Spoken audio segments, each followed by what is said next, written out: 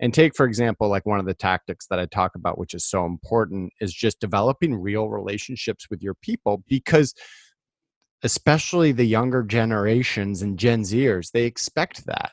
They expect real connections with their people. So open up your one-on-ones when you're talking to them to either talk about work or life.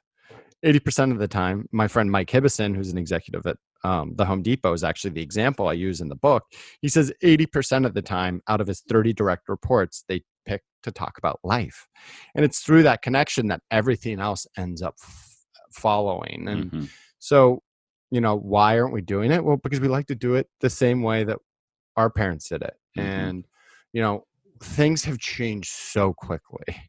And it's one thing to look at that change in the needs and how they've changed from a leadership standpoint. So once again, inspirational leadership, autonomy, transparency, authenticity, kind of being that core thing. And then another thing from an organizational standpoint, which is the number one thing is money and benefits. That's no different than any other generation.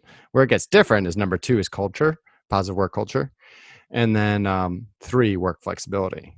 Like we got to allow people, and you look at these newfound pressures as parents, and I call it the Pinterest station of a generation. We have these expectations on ourselves that are absolutely ridiculous.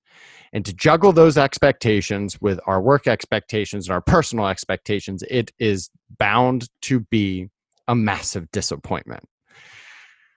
And so, you look at some of all this stuff working together, and it creates an environment where change has got to happen.